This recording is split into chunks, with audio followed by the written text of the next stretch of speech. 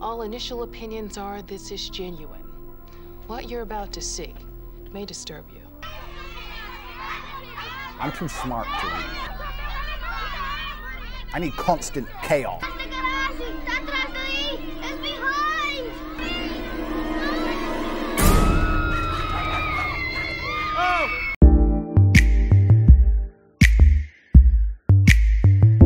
Hi, my name's Rachel, and today we're talking about Andrew Tate's book. If you don't know who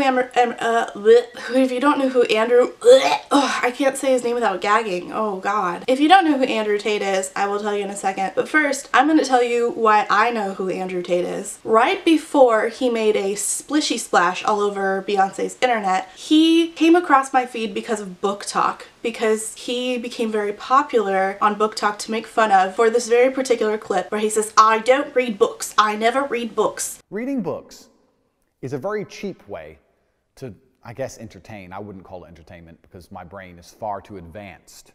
I'm too smart to read. I'm not gonna sit there and go, smart people read. No, I need action. I need constant chaos in my life to feel content. I need to be driving a supercar and fucking fighting, fucking a bunch of hoes and champagne and going crazy. I can't just sit there, oh, and the pirate on the boat. Like, it's for people with slow brains. In his half English, half British accent that I have just magically redone for you. You're welcome. And I did a little TikTok where I made fun of him for talking about how he never reads books and the only book he ever read was when he was in prison, which absolutely nobody cares about. Well, nobody with 3 brain cells to rub together cares about. And yet, despite making a splishy splash all over Book Talk for saying I don't read books and books are a very cheap way to be entertained, to which us fucking nerds in the book community said, cheap? I fucking wish this shit was cheap. I really fucking wish it was. It's not. It's not cheap at all, Andrew Tate. And despite saying all these very rude and derogatory things about books, he wrote one. So that's interesting. The double standards. Who could have guessed from such a man as he? Before I continue, I have to say thank you to my potato starch Marxists, which are Allison, Ebby, Kate, Marcella, Molly, Paige, Reba, Shannon, and Sean. Thank you all so much for your patronage. I know that I don't typically talk about things like Andrew Tate on my channel, but I hope you'll like this one. It's an interesting one. She's a doozy. If you're interested in joining my Patreon, the link is down below. You get some small perks, shout outs, early access to videos, that kind of thing. My next video coming up is going to be about Alex Astor's book Light Lark. So if you're interested in getting early access to that, feel free to join. Alright, if you don't know who Andrew Tate is, he's this guy who walks like this for whatever fucking reason. His name is Emery Andrew Tate III, of course it is, and he is a American and British internet demon personality. He was formerly a kickboxer, then he began a alleged MLM scheme where he offered paid courses and membership to Hustlers University. No, that's not a joke. And then rose to fame saying all kinds of misogynistic bullshit. And then just recently back in April, his home in Romania was raided in relation to a human trafficking and rape investigation.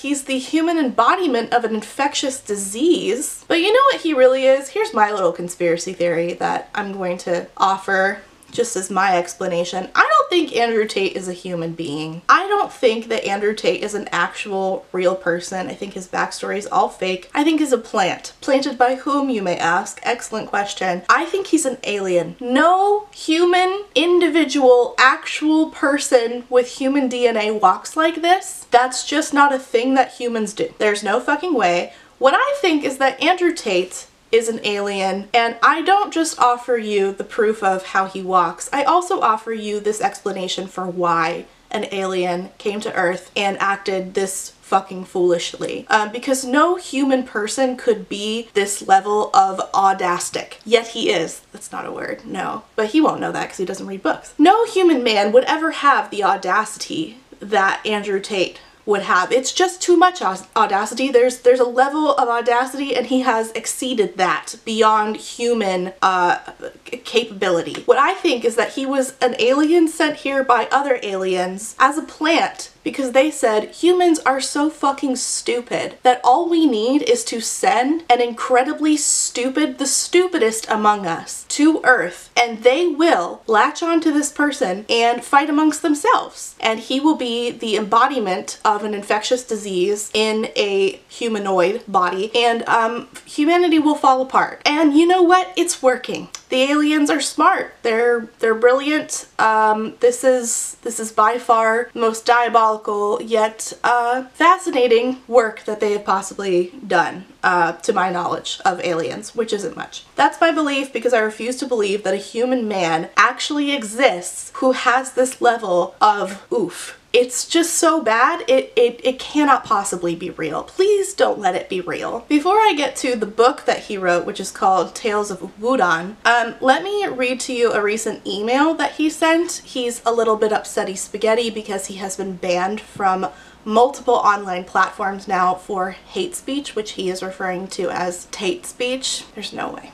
There's no way he's human. The age of free education is coming to an end. Facebook and Instagram have already removed any positive influences from their platforms. In a few years, any resemblance to the truth will be erased. Wait a minute. Free education? Sir, you started something called Hustlers University, and those people paid $50 a month in a subscription to your allegedly not an MLM scheme. Free education? I don't think you care about free education, I'm just saying. There's a war happening on your mind. Yeah, it's called depression. They're altering your environment. Can they clean up? Most of you are too lazy to fight back and do anything about it. You cannot be lazy or complacent about the influences on your mind. If you do not act to control the thoughts and ideas you are surrounded by, then you will end up exactly where your masters want you to be, a slave. Resist slavery and pick your influences wisely. The signal cannot be stopped. Tate can always be found. A positive influence on your mind to resist the matrix. I can post completely uncensored here. Trust in Tate. Andrew Tate, aka Mr. Plenty. As you can see, there is just no fucking way that this is a real human person. There's just no fucking way. So I found out that I was going on his little website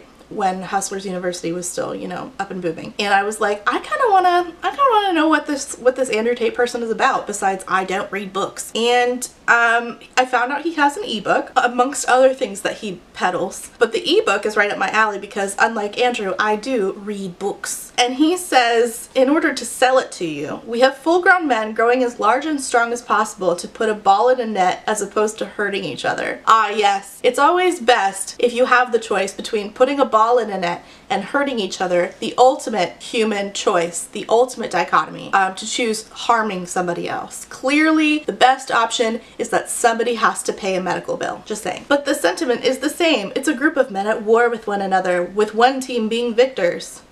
Oh my god. And the other being losers. The largest, strongest, most beautiful tree. What? Violently crush the surrounding saplings in the quest for resource. Every time I see beauty, I see the struggle that required to create it. When I see myself, I know the struggle lived to become who I am, to live as I do. The more sophisticated my understanding of the universe's state of constant war, the happier, more content and peaceful I feel.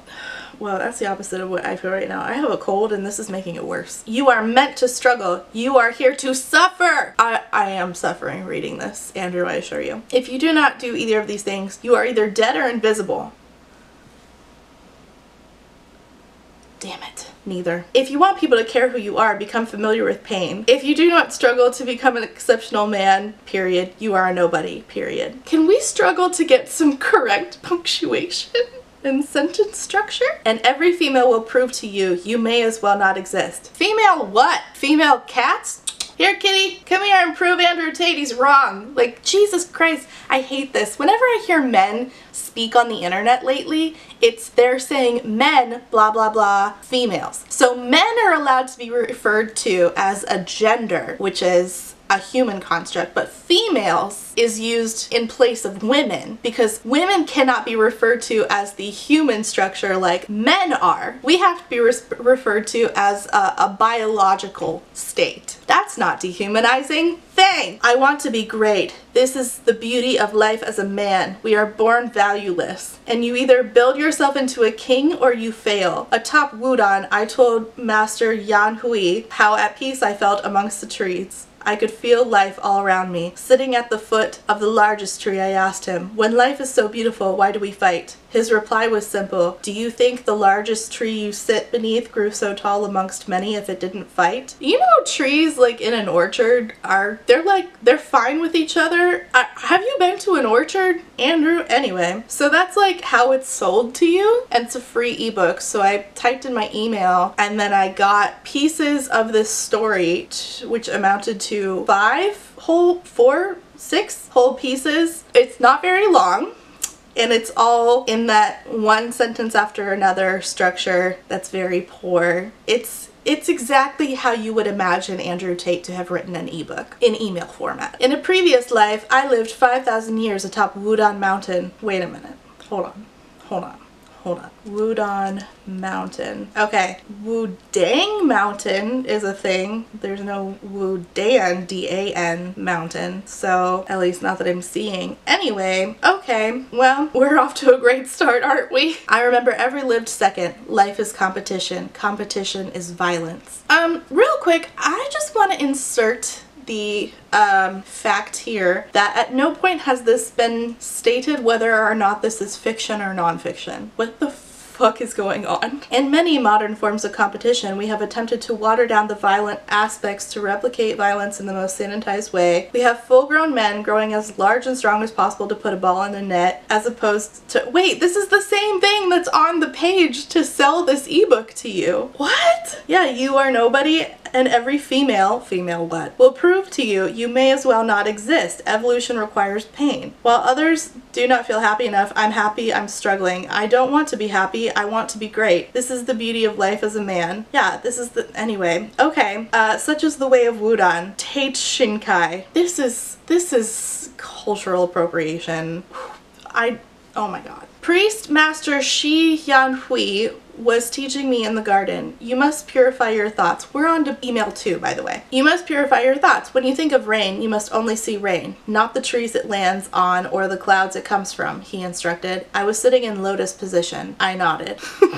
I bet you have never had a pure thought in your life, have you? He began to rant. How can you expect to master Wudang if you cannot give your whole mind to anything? He stood up and pulled a thin, flexible branch from underneath his robe. I will show you how to dedicate your mind to a single thought, he said. I heard it whistle through the air as it struck the top of my head. With the crack of a whip, blood began to pour down my face as the branch had broken the skin in a perfectly straight line as if a knife had been run along the top of my skull. Ha! Your first pure thought. Pain. You are a Zen master. I don't think that's how that works. I'm no expert in Zen. I mean, my god, definitely not with the amount of anxiety I have. But I'm 99.5% sure that's not how it works. You dedicate your entire mind to the pain in your life, to the negative. Can you do the same with anything else? Question mark. Such as the way of Wudang. Tate Shinkai. This is not an ebook. This is something that Andrew Tate wrote while he was on the toilet. Atop Wudang in the year 109, Master Po. Master Po! Okay. See, this man is not a real thing. This is not a real thing, and I'll tell you why. You know who Master Po is? I'm pretty sure that's the name of the panda from Kung Fu Panda. You've got to be joking. You've got to be joking. So these are the legends of Kung Fu Panda? Like, is that what we're doing? This is so inappropriate. Okay. I'll keep reading. Master Po took me to the cliff's edge. The first lesson in Zen is about mortality. Wait a minute. I thought he was already a Zen master because he got cracked on the top of the head. So now we're still teaching lessons in Zen? I'm very confused. Andrew, what is happening? When you reach my level of power, you know exactly when you will die. He produced a handful of pink apple blossoms from his robe and threw them into the wind. They floated upon the breeze, scattering into the valley 2 miles below. Retrieve every last blossom, and when you have picked up the very last one, you will know that I have passed into the next life. I bowed and shed a tear. Then I began my walk down the mountain. I found the first blossom 2 weeks later. Wait, is he like eating in this valley? Is he like— what about the elements? I don't understand. I found the first blossom 2 weeks later, laying in a rock pool, bright pink contrasting violent blue. Violent blue, because if I would call anything, you know, similar to the color blue, I would say it's violent for sure, yes. yes, that is definitely how I would describe a shade of blue. I think that he just really likes the word violent and violence, and he was just like, how can I insert this here? I know, where it doesn't belong. I lived in the wilderness. Oh, okay, cool. So he is going to tell us how he survived this. Hunting wolves with handmade weapons and spent every waking hour searching for the blossoms. I had no desire to hasten his passing, yet I understood to always obey. After 21 years, what? I had found 99 of the 100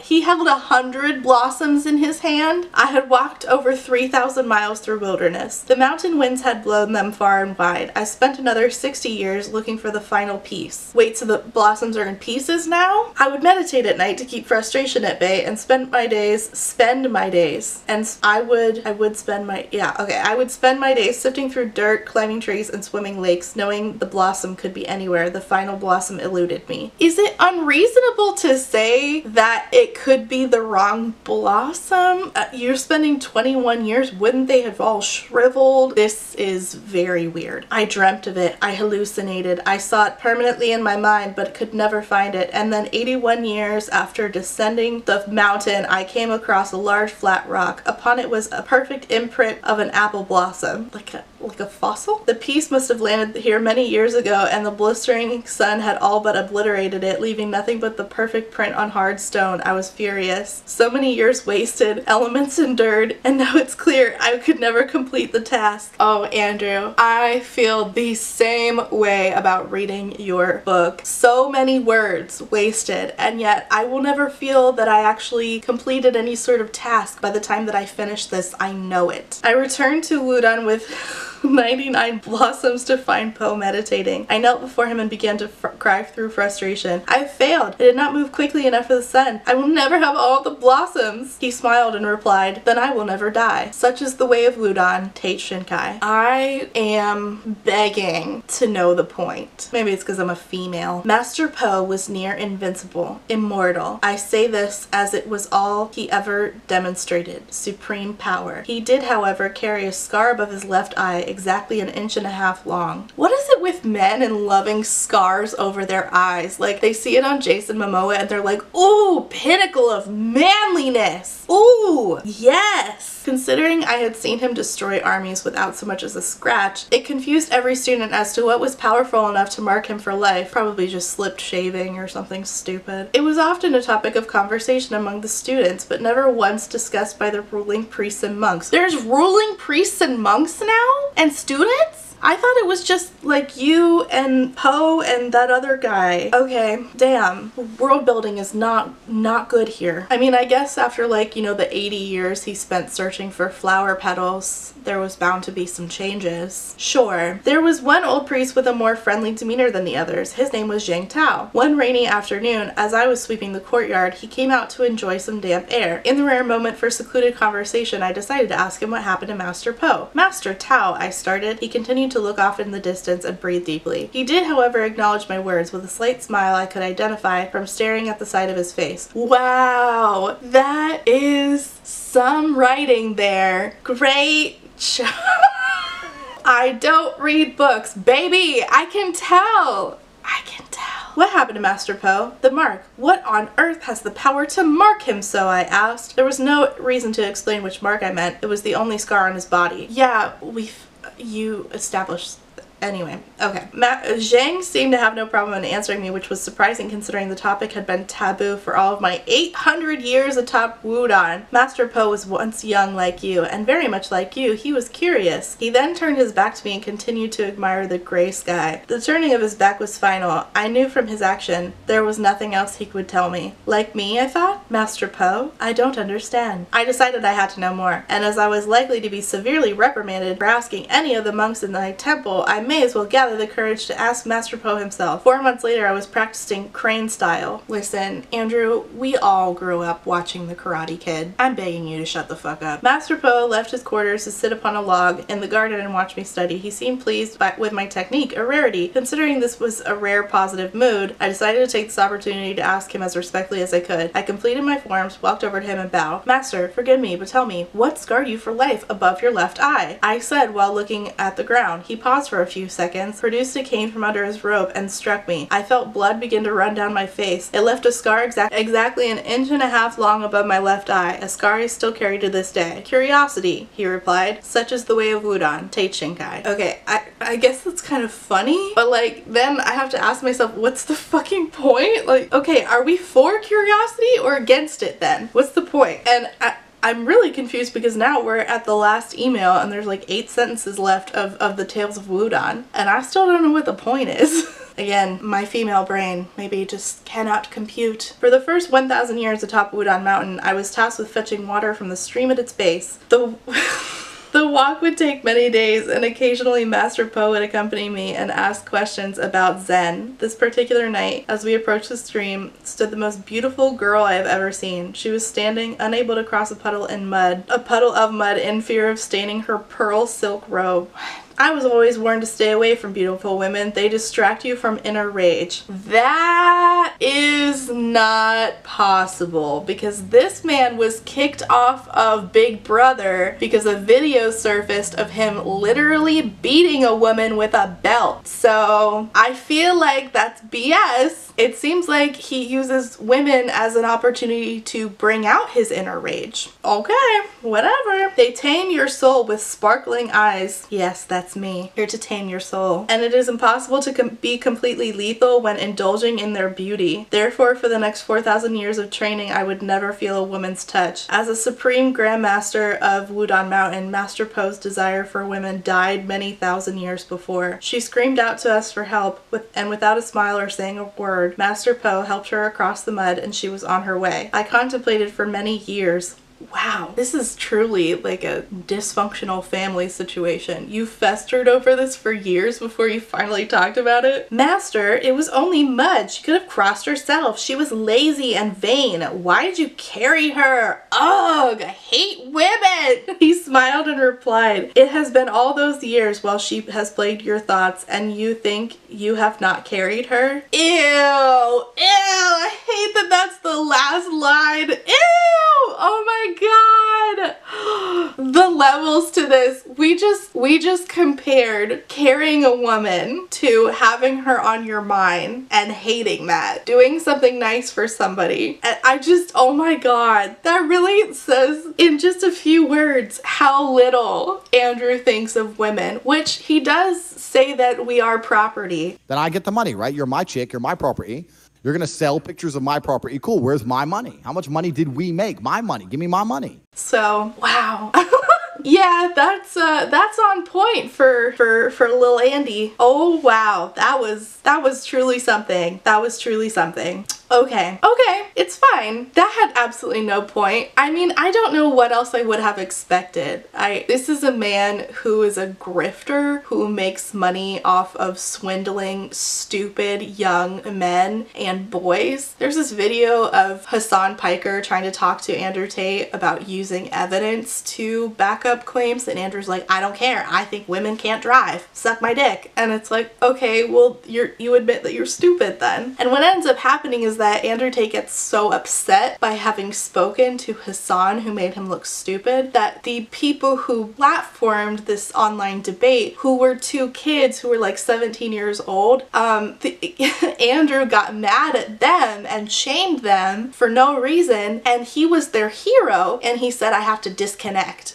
from any relationship with them. And one of them got so mad about this that they literally, the 2 of them, got into a fight. There was also a part where like Andrew was telling one of the kids to kiss his girlfriend on camera, which Andrew is allegedly a predator, and that was predatory and creepy. They didn't want to. The kids were like, no way. The fight that exploded afterwards was so weird. I don't understand the feelings that he brings out in young men and boys. I really don't get it. It's very odd to me, and like the way that I debate on TikTok, and the way that men have started to speak speak to women about Andrew Tate is really disturbing. They want women to be at like this crossroads of being both virginal and perfect, but also being like sexy and like know everything in the bedroom. But like you can't do that without experience. But if you have experience and you have a long rap sheet, a body count that's high, you are devalued. But you're gonna be devalued anyway. So now you have even less value. So it's weird that he engages in like this purity culture bullshit, despite definitely not being a fundy of any sort. And men are just latching onto this. I had a conversation with a guy recently where I was like, why is it that body count lowers your worth as a woman? And he said, well, you're more likely to get divorced. And I said, you're more likely to get divorced if you have more partners? And he said, yes. I said, do you have proof on that? And he said yes. And he cited a study by some doctor. I can't remember the name. And I said, okay, so in this study you referenced, by what mechanism does a higher body count lead to divorce? And he said, what? And I said, by what mechanism? How does, what exactly about having a high body count leads to divorce? How does that work exactly? And he said, well, I don't know. And I said, so it seems to me that men go and find that they hear evidence of, oh, women having sex is bad. And they're like, that's fucking right. And then they don't research any further. And that's really like, that's Andrew Tate. He's like, women are worse at driving. Don't tell me any statistics. I believe what I believe and you're stupid. It's like, but you are actively encouraging misinformation. And now I have a slew of stupid men speaking to me on the internet and asking them a simple question and their entire belief system about women falls apart. Why should I allow you to speak on the internet anymore? It seems like you shouldn't have that right. It seems like as a woman, I should, and my other fellow women should rise up collectively and ask cis men to no longer speak on the internet, since this is how y'all behave when we allow it. That's a joke. I don't actually have any power. Y'all do. So anyway, that was Andrew Tate's ebook.